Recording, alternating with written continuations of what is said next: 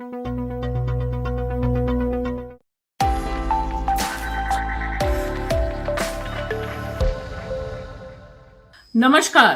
News click में आज अपनी खास पेशकश में हम आपको ले चलेंगे 35 साल पहले। 35 साल पहले उत्तर प्रदेश में मलियाना में बहाया गया था 72 मुसलमानों का खून। वह खून आज भी इंसाफ की तलाश कर रहा है। आज तक उसका न्याय नहीं हुआ, जबकि उससे कुछ ही किलोमीटर दूर हाशिमपुरा कांड हुआ था। यह दोनों ही नरसंहार किए थे पीएसी ने। सरकार की छत्र छाया में हुआ था यह नरसंहार मुसलमानों का। तब से लेकर आज तक हाशिमपुरा 31 साल बाद कुछ न्याय पाए वहां पर मिला, लेकिन मलियाना के लोगों को अभी तक न्याय नहीं मिला है। मलियाना के लोग पहुंचे हैं इलाहाबाद हाई कोर्ट। वहां पर उन्होंने दी है याचिका। उन्होंने मांग की है कि इससे जुड़ी हुई तमाम चीजें उनके सामने पेश की जाएं। तकरीबन उस समय जो खबरें प्रकाशित हुई थी उनके मुताबिक 115 से अधिक मुसलमानों को मारा गया, पीएसी ने मारा। तमाम लाशों को कुएं में डाल दिया गया। खबरों के मुताबिक कहा यह भी जाता है कि लाशें जल्दी गल जाएं, सबूत मिट जाएं, इसके लिए नमक और पता नहीं क्या क्या उस कुएं में डाला गया। आज हम बात करेंगे मलियाना पर उन लोगों के साथ जिन्होंने दोबारा न्याय के लिए खटखटाया है अदालत का दरवाजा। हम बात करेंगे पत्रकार कुर्बान अली से। कुर्बान अली उस समय एज अ रिपोर्टर वहां से रिपोर्ट कर रहे थे। उनके दिल में मलियाना और हाशिमपुरा का जख्म बहुत गहरा और ताज़ा है।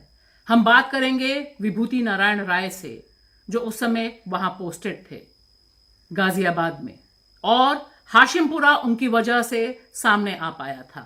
आज वह भी कुर्बान अली और बाकी जो वहां के पीड़ित हैं उनके साथ इलाहाबाद हाई कोर्ट गए हैं। हम बात करेंगे वरिष्ठ अधिवक्ता वृंदा ग्रोवर से, जिन्होंने हाशिमपुरा की लड़ाई रेबिका जॉन के साथ मिलकर एक परिणाम तक पहुंचाई। सवाल यह है कि 72 इंसानों का खून क्या इंसाफ देख पाएगा? मलियाना हत्याकांड के बारे में आज हम बात करेंगे और हमारे साथ बात करने के लिए कुर्बान अली जी हैं, विभूति नारायण जी हैं। ये दोनों लोग इस समय गए हैं उत्तर प्रदेश उच्च न्यायालय हाई कोर्ट में। वहां पर उन्होंने याचिका दी है, उनकी याचिका स्वीकार हुई है ताकि न्याय मिल पाए एक ऐसी घटना में जहां बिल्कुल खुलेआम हत्याएं हुई थी। उसकी एफआईआर तक गायब हो गई। चश्मदीद गवाह तमाम रहे हैं, लेकिन इतने साल बीत जाने के बाद भी सिर्फ 3 लोगों की गवाही हुई है, बाकी 35 की संख्या पूरी है। इस पर हम बात करते हैं कुर्बान अली जी। सबसे पहले आपसे हम जानना चाहेंगे कि आखिर इतने साल बीत जाने के बाद आप वहां पहुंचे, आप और विभूति जी दोनों लोगों ने वहां याचिका दी है उच्च न्यायालय में। वह भी तब, यहाँ पे हम अपने दर्शकों को यह भी बता दें कि यह दोनों घटनाएं मलियाना और ठीक उसी समय अंजाम दिया गया था हाशिमपुरा। यह मेरठ के दोनों तरफ है। हाशिमपुरा और मलियाना के बीच आज की तारीख में अगर आप गूगल में डालेंगे तो पता चलेगा कि 7 से 10 किलोमीटर की ही अधिकतम दूरी है। हाशिमपुरा में बहुत साल लड़ाई के बाद थोड़ी बहुत सुनवाई हुई, वह हम अलग बात करेंगे, लेकिन अभी हम बात करेंगे मलियाना की, जिसे तमाम लोग भूल चुके हैं।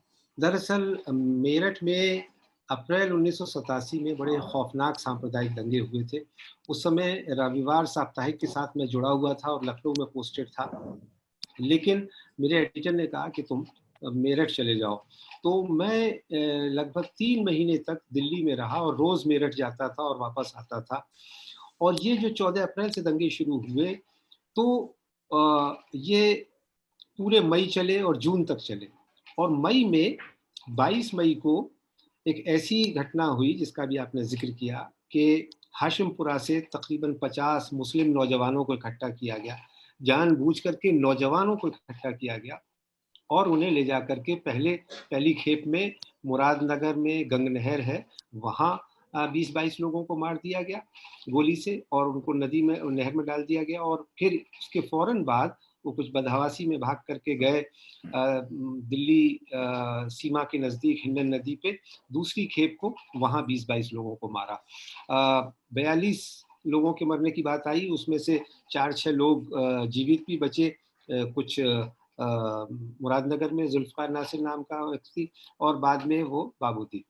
और इस मामले का विस्तार से अभी चूंकि हमारे साथ विभूति नारायण राय जी भी हैं, वो बताएंगे। वो उस वक्त एसएसपी गाजियाबाद थे और उन्होंने इस मुकदमे की एफआईआर दर्ज करा दी और इसलिए वो मुकदमा चला और दोषियों को सजा हुई 31 साल की जंग के बाद दिल्ली हाई कोर्ट से, और इस वक्त वो आजीवन कारावास की सजा काट रहे हैं। हालांकि उन्होंने सुप्रीम कोर्ट में भी अपील कर रखी।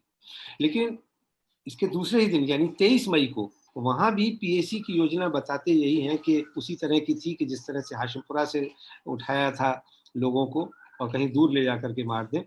लेकिन वहां जो दंगा हुआ और गोलीबारी की स्थिति हुई तो फिर वो उनको योजना छोड़नी पड़ी और उन्होंने करीब 73 लोग ऑफिशियल रिकॉर्ड के मुताबिक वो पीएसी की गोलियों से मारे गए। उनमें से काफ़ी लोगों को वहीं एक कुएं में दफना दिया गया, बाकी लोगों को इधर उधर दफनाया गया और इस मुकदमे इस घटना की एफआईआर भी लॉन्च नहीं हुई। इसके जो एक प्रत्यक्षदर्शी हैं याकूब, उनका कहना यह है कि 2-3 दिन बाद पुलिस वालों ने किसी चीज़ पर दस्तखत कराए और उसमें वो मलियाना के जो स्थानीय लोग थे हिंदू, उनके साथ दंगा होना दिखाया गया और पीएसी इसमें कहीं उसका कोई रोल नहीं आया।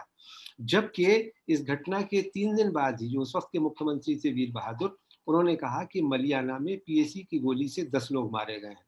3 दिन बाद डिस्ट्रिक्ट मजिस्ट्रेट ने कहा कि 12 लोग मारे गए हैं। फिर बाद में पता चला कि नहीं, 15 से ज़्यादा लोग मारे गए हैं। लेकिन 35 लोगों के मारे जाने की पीएसी की गोली से की बात जिला प्रशासन ने कबूल की थी और वहां बाद में जो मरने वाले लोग थे उनके लोगों को मुआवजा भी दिया गया। 1 महीने के बाद में गुरशरण लाल श्रीवास्तव जो रिटायर्ड हाई कोर्ट के जस्टिस थे, उनकी अध्यक्षता में कमीशन बैठाया गया। उसने अपनी रिपोर्ट भी 89 में दे दी थी।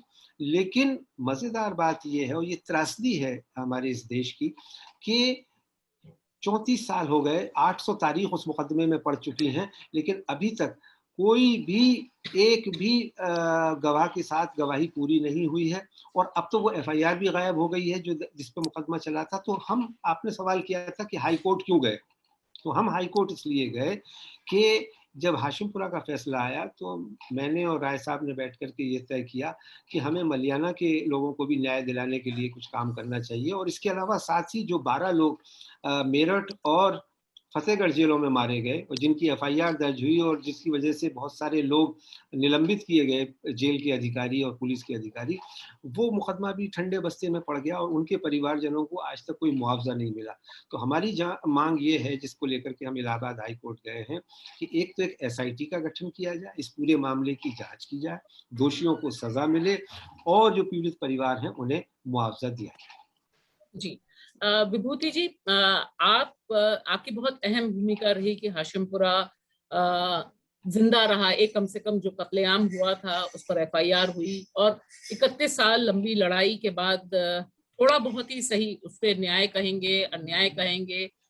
आपको क्या लगता है कि मलियाना इतना उपेक्षित क्यों रहा जबकि बहुत ही पास था मलियाना, और मलियाना पर क्यों नहीं कुछ न्याय प्रक्रिया शुरू हो पाई? देखिए, बड़ा स्पष्ट था। ये दोनों घटनाएं बहुत ही खराब घटनाएं थी, हाशिमपुरा और मलियाना। मलियाना हाशिमपुरा से ज़्यादा खराब थी क्योंकि मलियाना में ज़्यादा मुसलमान मरे थे। लेकिन उसमें सिर्फ फर्क ये हुआ कि हाशिमपुरा में पीएसी से गलती ये हुई कि पीएसी उनको उठा करके गाजियाबाद ले आई और गाजियाबाद में मैं एसपी था। जब मुझे घंटा 1.5 घंटे के अंदर ही जो दूसरी घटना स्थल पर जो कुछ हुआ था उसकी रिपोर्ट मिल गई और मैं भाग के वहां पहुंच गया। फिर वो एक लंबी लड़ाई शुरू हुई। थोड़ा अश्लील होगा अपने बारे में खुद ही कहना, लेकिन बहरहाल वो 28-30 साल तक लड़ाई चलती रही और मैं पीछे लगा रहा और अंत में जाके वो एक तार्किक परिणति तक वो लड़ाई पहुंची। मलियाना में क्या हुआ कि वो सब कुछ मेरठ में ही हो गया। मेरठ में ही पहले दंगा शुरू हुआ हिंदुओं और मुसलमानों के बीच में, फिर पीएसी ने हस्तक्षेप किया, पीएसी ने हिंदुओं की तरफ से फायरिंग की और काफी मुसलमानों को मारा। 72-73 का जिक्र अभी हुआ है। मेरे ख्याल से जो वहां जाने से जो इम्प्रेशन मिलता है वो शायद इससे ज्यादा लोग मरे हैं। लेकिन चलिए, अब चूंकि उनके नाम और उनके पते और ये सारे 72 लोगों के ही आए हैं, तो ठीक है, हम 72 भी मान लें, तो 72 बहुत बड़ी संख्या थी। और ये मेरठ हुआ, मेरठ में ही खत्म हो गया। यानी उसमें जब बहुत दबाव पड़ा तो मेरठ में एक एफआईआर दर्ज कर ली गई हाफ हार्टेडली। वो एफआईआर मैंने जो वकील साहब इसको डील करते हैं उनसे बैठ के बात किया, तो पता चला कि उसमें तो कोई सुनवाई नहीं हो पाती, एफआईआर ही गायब हो गई। दसियों या बीसियों पेशियां पड़ी हैं, और हर पेशी पर जाके अदालत यही कहती है कि साहब एफआईआर नहीं, तो ये कैसे इसको आगे बढ़ाए। और जो एक्यूज थे, जो गवाह थे, उनमें बहुत से मर गए, कंप्लेनेंट थे उनमें बहुत से मर गए। इतना पुराना मामला हो गया। कुर्बान जी, ये बताएं कि 72 लोगों की हत्या हुई, सबके रडार पर क्यों नहीं आई? क्योंकि बहुत बड़ी संख्या है, जी 72 लोग। तो जब आपने शुरू किया इस पे सारा काम, तो ये बताइए कि कितने लोग हैं अब उन 72 परिवारों में से जिन जो इस मामले को आगे ले जाना चाहते हैं? कितने लोग जीवित हैं? करीब 10-15 लोग ऐसे हैं। उनमें से याकूब हैं जो कि आई विटनेस हैं, उनको गोली लगी थी। और कई लोग हैं। तो अभी काफ़ी लोग हैं, लेकिन ज़ाहिर है कि 31 साल में तो एक नस्ल आप जानती हैं कि बड़ी हो जाती है। जो उस वक़्त में बच्चे रहे होंगे 1-2 साल के या पैदा हुए होंगे, वो आज 34 साल के हो गए। तो ज़ाहिर-सी बात है कि उस वक़्त के जो 40-50 साल के लोग रहे होंगे, उनमें से ज़्यादातर लोग अब नहीं रहे होंगे, मर गए होंगे। मगर हम ये चाहते हैं कि हम अपने आप को दुनिया का सबसे बड़ा लोकतंत्र कहते हैं। हम कैसे सभ्य समाज में हैं कि दिल्ली जो देश की राजधानी है, वहाँ से 65 किलोमीटर की दूरी पर इस तरह के जघन्य कांडों को अंजाम दे दिया जाता। ये वो दौर था कि जब बाबरी मस्जिद राम जन्मभूमि आंदोलन अपने शबाब पर था। और ये जो दिल्ली में एक रैली हुई थी, उसके बाद ये मेरठ के दंगे हुए थे। तो उस वक़्त में पूरी तरह से समाज बँटा हुआ था। डिस्ट्रिक्ट मजिस्ट्रेट, एसएसपी, वो भी कम्युनल लाइन्स पे बँटे हुए थे। मुझे ये कहते हुए कोई झिझक नहीं है, लेकिन उस वक़्त में विभूति नारायण राय जैसे कर्तव्यनिष्ठ लोग भी थे, जिन्होंने अपनी ड्यूटी निभाई। ज़ाहिर है इनके ऊपर भी दबाव पड़ा होगा, और अगर इन्होंने उस वक़्त रिपोर्ट ना कराई होती, तो हाशिमपुरा का भी वही हश्र होता जो मलियाना का हुआ है। तो हमारा मकसद ये है कि कम से कम कुछ चीज़ें ऐसी होती हैं, भाषा जी आप भी पत्रकारिता में हैं, मैं भी हूँ, कि आपके दिल-ओ-दिमाग पे लिख जाती हैं।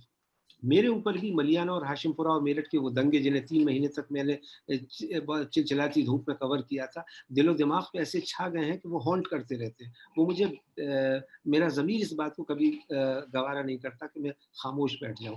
इसलिए हमने जी कहा कि एक बार फिर से इस मामले को खोला जाए, और शायद इस रास्ते से कुछ न्याय मिल सके। जी।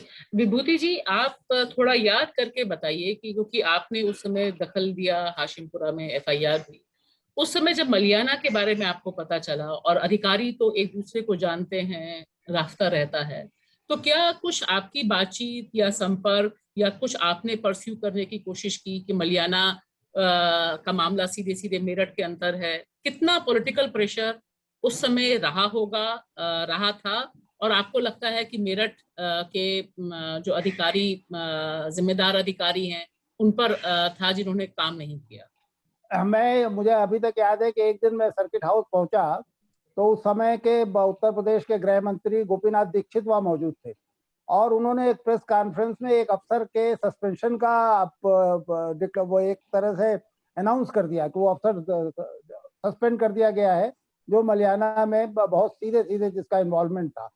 लेकिन वो अभी मैं बैठा ही था, मतलब घंटे आध घंटे के अंदर पता नहीं कहाँ से बहुत सारी महिलाएं इकट्ठी हो गई, और वो सारी की सारी वो जो खास तरह के संगठन थे, दुर्गा वाहिनी या इस तरह के, उनसे जुड़ी हुई महिलाएं थी, वो आई, और इतना शोर शराबा हुआ सर्किट हाउस में कि ये जो अनाउंसमेंट हुआ ये सब भूल गए लोग।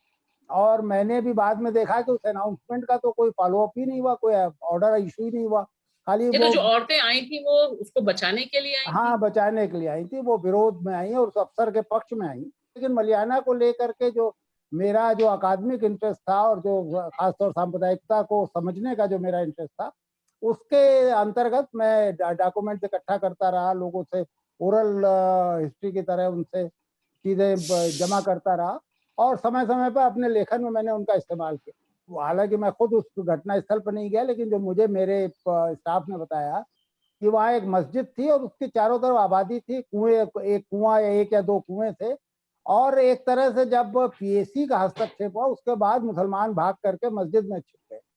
फिर उनको किस तरह ल्योर करके निकाला गया, फायरिंग हुई और पीएसी कवरिंग फायरिंग कर रही थी और जो कम्युनिटी थी हिंदुओं की वो उनके ऊपर हमला कर रही थी और उन्हें मार रही थी। मतलब ये कुल मिला करके एक बड़ा खराब प्रदर्शन था भारतीय राज्य का, जिसको अगर प्रॉपरली इन्वेस्टिगेट लेकिन किया जाए तो जी जी इस बारे में किसी ने भी कोई गवाही या कोई एविडेंस नहीं जुटा, ये सब नहीं, ओरल क्यों नहीं है, ओरल क्यों ओरल नहीं ओरल टेस्टिमनीज रही। नहीं नहीं, ये ओरल टेस्टिमनी तो मेरे पास है ना, लेकिन क्यों नहीं झूठा होगा। एक एफआईआर अंत में दबाव में कायम की गई, उस एफआईआर की विवेचना दी गई होगी, इन्वेस्टिगेशन सीआईडी ने किया है, तो वो जो इन्वेस्टिगेटिंग ऑफिसर है उसने जरूर बयान लिए होंगे लोगों के, बिना जी उसके कैसे चार्जशीट अदालत में पहुंची। भास्कर लेकिन जी, यहाँ सवाल मैं ये कि सब कुछ जी गायब कर दिया गया अदालत में, ये दिक्कत है। ये बताना चाहूँगा कि जस्टिस थे, रिटायर्ड चीफ जस्टिस केरला के, इस वक्त में मुझे नाम याद नहीं आ रहा है, उनकी अध्यक्षता में एक कमीशन बना था, पब्लिक कमीशन, और उसमें हियरिंग हुई और उसमें जो आप ये कह रही हैं ये सारी टेस्टिमोनीज उसमें दी गई। इसके अलावा जो श्रीवास्तव कमीशन था जो सरकार ने अपॉइंट किया, उसमें भी सारी गवाहियां हुई हैं और सारे बयानात ये दर्ज किए गए हैं। 64 से ज़्यादा मुसलमानों के और 18 हिंदुओं के बयान उस कमीशन में दर्ज हुए, इसकी मेरे पास में पुख्ता जानकारी है। बल्कि हमने अपने पिटीशन में ये सारे दस्तावेज अदालत के सामने पेश किए हैं और उसमें ये बताया गया है कि किस तरह से पीएसी ने मलियाना में गोली चलाई, लोगों को मारा, और 10-12 तो अभी आई विटनेस हैं। अभी उनको जाकर के अगर कोई एसआईटी अगर क्रॉस एग्जामिन करेगी तो वो सारी टेस्टिमनीज आ सकती हैं, लेकिन उसके लिए पॉलिटिकल विल की जरूरत होती है, वो नहीं। अगर हाईकोर्ट ये आदेश कर देती है कि एक एसआईटी बने और एसआईटी का नेतृत्व एक ऐसा आईपीएस अफसर करे, कुछ नाम हम लोगों ने दिए हैं जो ईमानदार आईपीएस अफसर डीजी रैंक से रिटायर हुए हैं, उनमें से किसी को उसका नेतृत्व सौंपा जाए और जुडिशरी उसको सुपरवाइज करे, हाईकोर्ट या सुप्रीम कोर्ट उसको सुपरवाइज भी करती रहे ताकि सरकारी दबाव से मुक्त होकर काम कर सके। तो अभी भी हम उम्मीद की जा सकती है कि कोई ना कोई दोषी जो बचा होगा उसे सजा मिले और एक सबक हो कि भाई दोबारा इस तरह की हरकत करने वाले कई बार सोचें। न्यूज क्लिक में आपका बहुत स्वागत है वृंदा ग्रोवर। हम आज बात कर रहे हैं मलियाना के बारे में।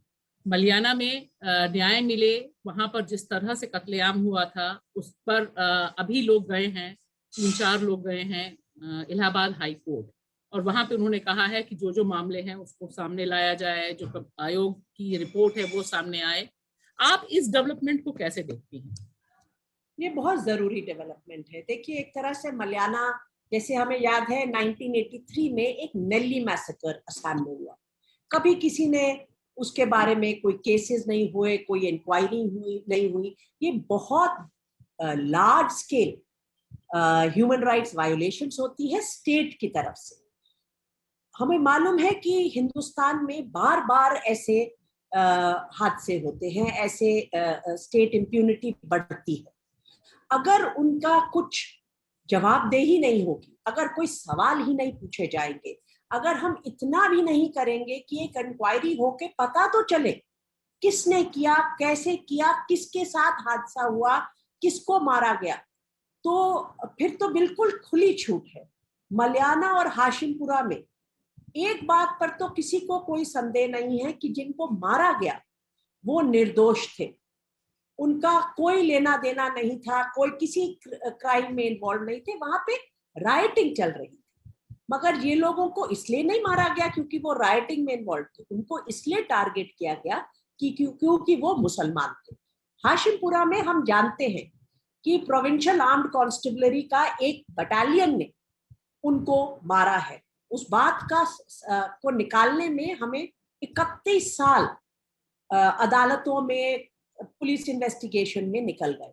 मलियाना में जैसे आपने कहा इससे भी बदतर हुआ, मगर आज तक हमारे पास ना तो वो नाम है ना आंकड़े हैं, और आंकड़े सिर्फ नंबर के लिए नहीं पर जानने के लिए कि कितना ग्रीवस, कितना सिवियर ये असॉल्ट था लोगों के ऊपर। वो कौन लोग थे, वो जो हिंदुस्तानी मारे गए, किन्होंने उनको मारा और किन की छत्र छाया में आज तक उनके नाम नहीं सामने आए, किसी ने कोई पूछताछ नहीं की।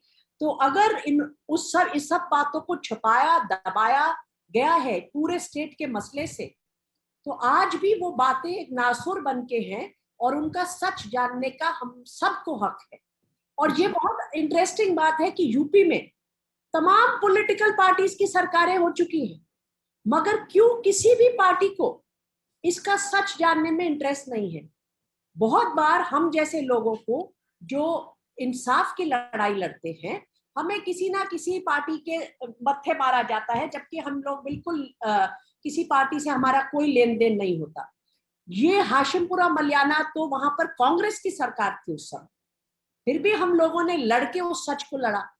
यूपी में कितनी सरकारें आई, वो रिपोर्ट जो एक आयोग बिठाया गया, उसकी रिपोर्ट आज तक सार्वजनिक नहीं हुई, क्योंकि रूल ये मांगता है कि उसको पहले असेंबली में पेश किया जाए। तो क्यों किसी पार्टी को उसको असेंबली में मंगवाने की जरूरत नहीं महसूस की। मलियाना और हाशिमपुरा के बीच में जो किलोमीटर है वो सिर्फ 10 से भी कम है। 7 से 10 किलोमीटर, अगर टेढ़े रास्तों से जाए तो 10, और अगर सीधे गूगल मैप से जाए तो 6.7 पड़ता है। इन दोनों में जहां, और मलियाना में खासतौर से जहां पर 72 मुसलमान, मतलब अभी की तारीख में, उस समय जो पहले रिपोर्ट छपी थी वो 115 से 120 रिपोर्ट थी, जिसमें बोला भी गया, कुछ मुख्यमंत्रियों ने माना, प्रधानमंत्री राजीव गांधी वहां गए, सब कुछ हुआ। आपको क्या लगता है ये 72 मुसलमान मारे गए, कुछ भी क्यों नहीं हुआ, जबकि इतना कम फासला दोनों के बीच में रहा, FIR तक नहीं है? वो कहते हैं ना कि वो सच अपना कोई रास्ता कभी कभी ढूंढ लेता है। आई थिंक ये जो कॉन्ट्रास्ट है, ये एक इशू की तरफ हमारी नजर फेंकता है। It indicates to us that our institutional machinery is not going to be able to bring and excavate the truth. There are certain कुछ ऐसी घटनाएं हो जाती हैं जिससे अचानक हमें सच मिल जाता है।